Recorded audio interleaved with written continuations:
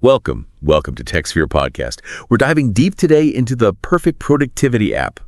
Stop searching for it and do this instead.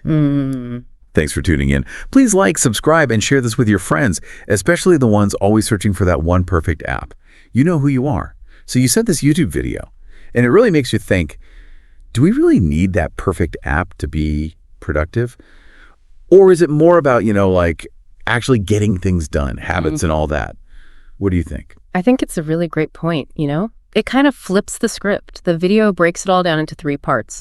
Your master task list, the plan, and then actually doing the stuff. Right. And most people get stuck on that last part, actually doing the work. Yeah.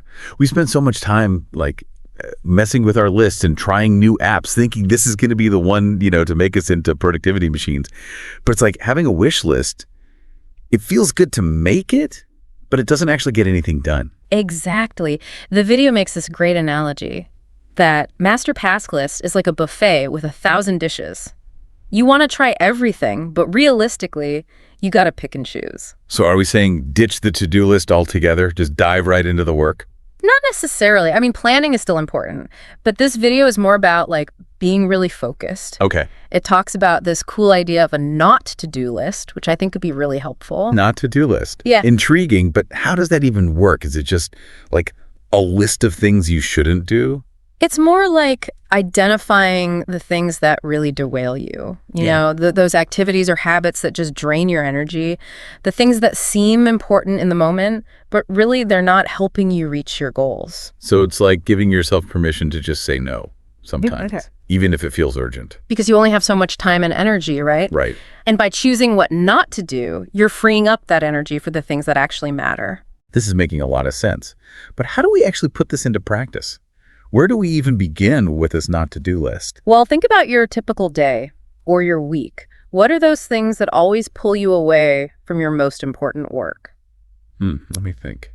Is it social media, emails, saying yes to every request? Oh, all of the above.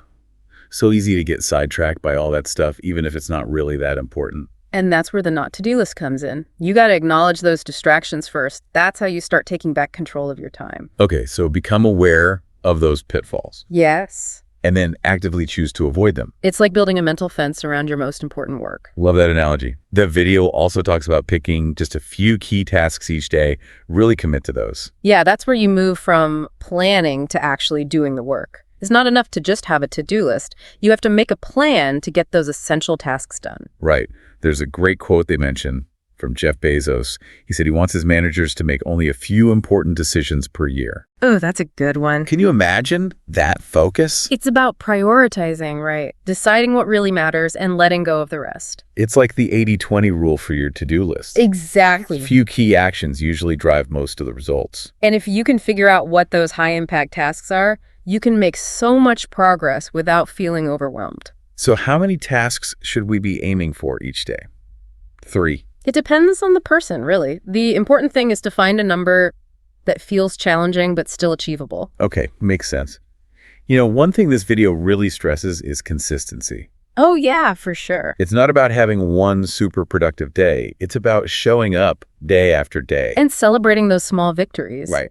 Even completing a small task can build momentum and reinforce that winning mindset. It's like a snowball effect. Exactly. Each win builds on the last one. And think about it. If you're getting even 3 small wins every day, that's over 1,000 wins in a year. Wow, that puts things into perspective. But of course, it all comes down to execution, and that's where most of us struggle. Yeah, the video talks about that. It's the hardest part, for sure. Requires discipline, focus. Right? You got to fight those distractions, and procrastination is a real beast. But that's where the magic happens. It is. Turning ideas into actual results. So, any tips on improving that execution? Well, the video creator has a few suggestions. One is to use your most productive hours wisely. They're a morning person, so they do their most important tasks first thing. Makes sense. Although I know some people are night owls. I guess it's about knowing yourself. Exactly. Figure out when you work best. Yep. And then structure your day around that. Even small adjustments can make a big difference. Definitely. Like blocking off an hour in the morning for focused work before even looking at email. Or scheduling meetings for your less productive time. It's exactly being intentional with your time and energy. So we've talked about the not-to-do list, focusing on a few key tasks and using your best hours wisely. Any other tips from the video on breaking free from that app hopping cycle? Well, they end on a really important point, and it's this. There is no perfect system. Tell me more. Searching for one is just a waste of time and energy. Ooh, that's good. I think a lot of us needed to hear that. Right. We're always tweaking and optimizing, trying to find that perfect workflow. Totally. But the creator suggests aiming for a system that's just good enough. Good enough. Yeah, one that covers about 80% of your needs. Right. Don't get hung up on perfection. Find something that works pretty well, and then fill in the gaps with your own habits and effort. So find a system that works for you. Exactly. And then commit to using it consistently. Because the real magic happens in the execution, in the daily practice. I love that. It's about taking ownership of our productivity, focusing on what we can control: our mindset, our habits, our actions. Before we wrap up this part of our deep dive, what's one thing you want our listener to really think about? Good question. Think about this. If consistency is the key to that winning mindset, what's one small habit you can start building today? What can help you get better at execution and finally stop that endless app hopping? Ooh, that's a good one to ponder. We'll be back after a short break to explore some more specific strategies for building those crucial habits. But for now, think about that question. What one small step can you take today to get closer to your productivity goals? It really is those small, consistent things, They add up over time. For sure. We get so focused on, overhauling everything, the big changes, and we forget that those tiny improvements each day can really make a difference. It's like, how do you eat an elephant? One bite at a time. Right. Exactly. And it's the same with building those productivity habits we're talking about. Don't try to change everything at once. Just focus on one small thing you can improve consistently. Okay. Maybe dedicate that first hour of your workday to focus tasks, or only check email twice a day, something like that. Start small and build from there. What other practical tips can help people stop app hopping and actually get things done? We talked about that not-to-do list. Anything else from the video that we can apply here? Yeah, the video talks about not just picking those important tasks, but setting yourself up for success. Ooh, I like that. Creating an environment where you can really focus. Right. It's not enough to just write stuff down. You got to create the right conditions to actually do the work. So how do we do that? Well, think about it like this. If you're trying to eat healthier, you wouldn't keep a bowl of candy on your desk, right? You'd get rid of the temptations. Same thing with productivity. Okay. If you get distracted by social media, put your phone away. Use an app blocker during work hours. Remove the temptations. Set those boundaries. Makes sense. We also talked about leveraging those most productive hours, like mornings for a lot of people. Yeah, gotta know yourself, right? Are you a morning person, night owl? Figure out when you're most focused. Yeah. And then schedule those important tasks for those times. It's funny, though, we can resist that, can't we? I know I'm more productive in the mornings, but I still catch myself checking email first thing. Habits are hard to break, but imagine conquering those first few hours of the day, tackling those tough tasks when you're fresh, sets you up for a good day. Starting the day with a win. Exactly. And that momentum just carries you forward.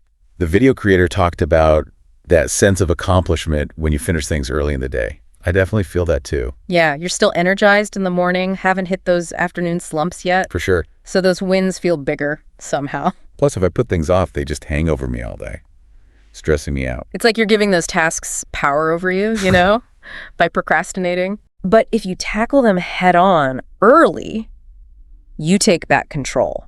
Ooh, I like that. Taking back control. And it's not just about feeling good. It's about making real progress. Exactly. On the things that matter most. Remember, there's no one right way to do this. What works for one person might not work for another. It's all about finding what works for you. Experiment. Yeah. And then be consistent with it. Finding that right pair of shoes. You wouldn't wear hiking boots to go dancing. Exactly. Different tasks, different approaches. But how do we actually build those lasting habits? That's the tricky part. That's where that 80-20 rule comes in again. Find a system that's good enough, not perfect. Right. Good enough. And then use your own habits and effort to bridge the gap. So instead of searching for that perfect system, which might not even exist, right, focus on finding something functional. And then build those habits to support your productivity within that framework. You got it. And the key is to be really intentional about the habits you're building. So not just trying things out randomly, but thinking critically about what works for you, your weaknesses, and what habits you need to develop to overcome them. Yes. And remember, even small changes can lead to big results over time. Just got to keep taking those small steps. I'm loving this shift in focus from the tools to the person, from the app to the individual. But let's get even more specific. What are some examples of those small habits that can really make a difference? We talked about removing distractions, scheduling those important tasks for your best hours.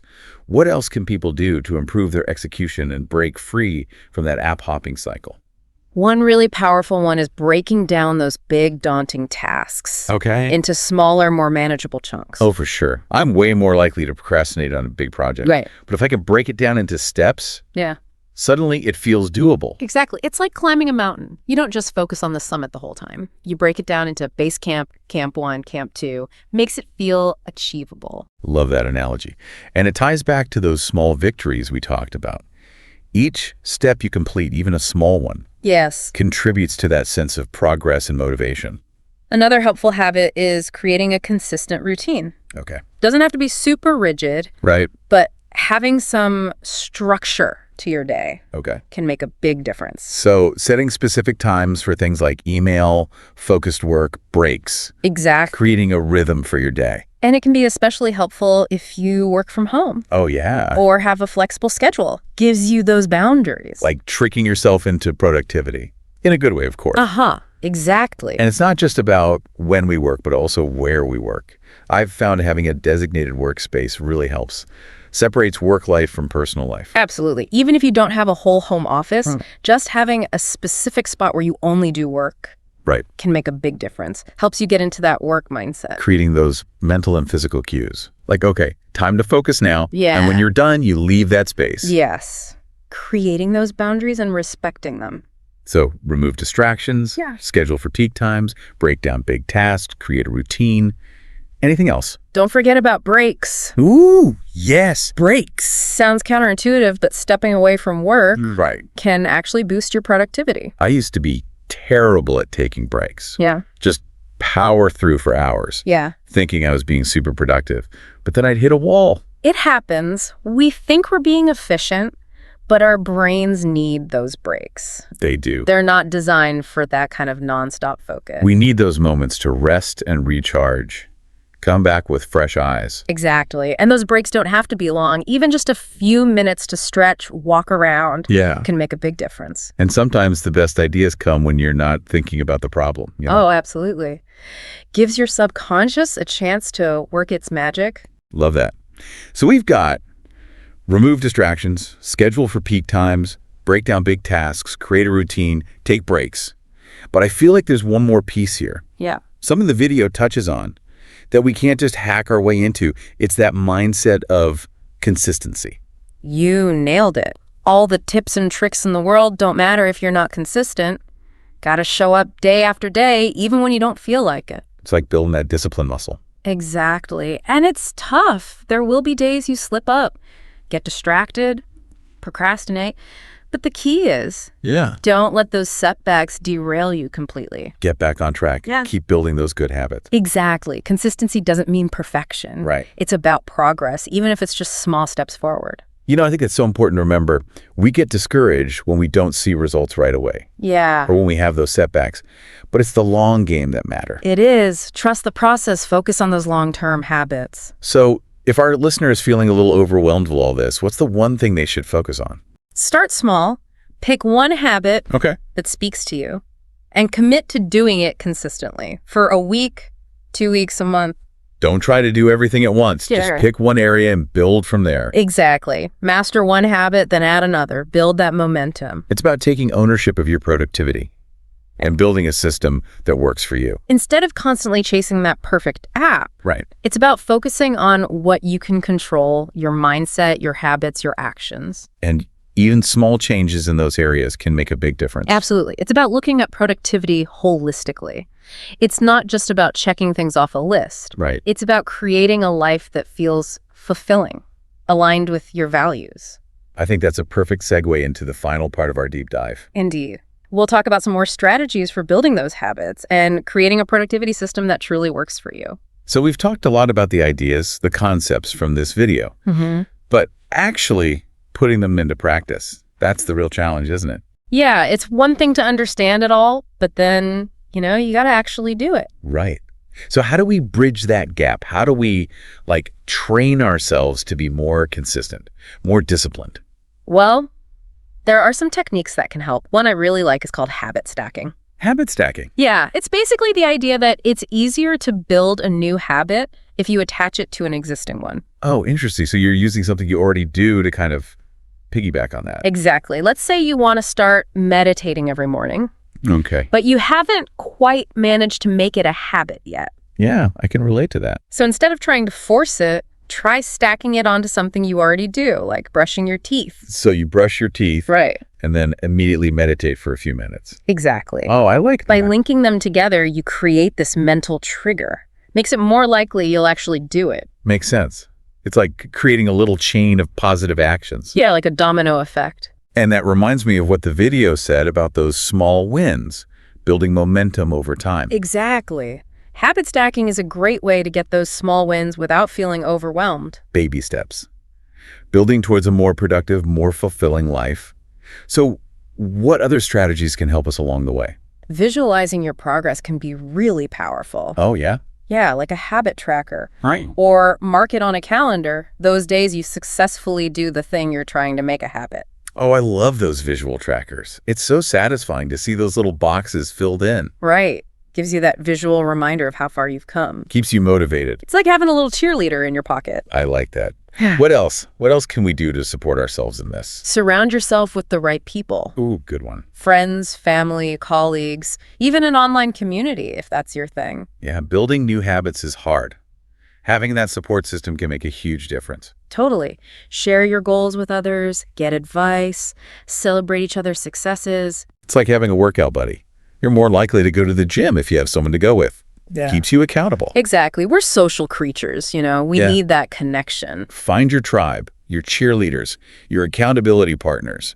Don't be afraid to ask for help. Whether it's advice or just someone to listen when you're struggling. So important. Okay, so we've got habit stacking, visual trackers, Yeah. supportive community. Any other strategies to keep in mind? Don't forget about rewards. Oh, yes. Reward. It's basic psychology, It's right? like We're more likely to repeat behaviors that make us feel good. So give yourself a little incentive. If you do the thing, you get the reward. Exactly. And it doesn't have to be a big thing. It could be something small. Okay. Reading a chapter in your favorite book, listening to a podcast, something you enjoy. Whatever works for you. Find those little things that bring you joy. Exactly. Figure out what motivates you and use that. And obviously, the reward shouldn't undermine the habit you're trying to build if you're trying to eat healthy. Right. Rewarding yourself with a big piece of cake probably isn't the best idea. Good point. So find those rewards that support your goals. Little incentives to keep you going on your productivity journey. It's been a great discussion. I hope our listeners feel like they can really take control of their habits and build a system that works for them. And the best part is you don't need any fancy apps or planners. Yeah. It's about those small changes Yep. Yeah. in your mindset and actions. It all comes back to those habits. To wrap things up, remember, it's not about the perfect tool. It's about the right habits. Start small, be consistent, ask for support. Big thanks to you for sharing all these insights today. My pleasure. Good luck to everyone out there on their productivity journey. And to our listeners, thanks for tuning in to TechSphere Podcast. We hope you found this deep dive helpful. Don't forget to like, subscribe, and share this with your friends. Until next time, stay curious, stay productive, and keep exploring those new perspectives.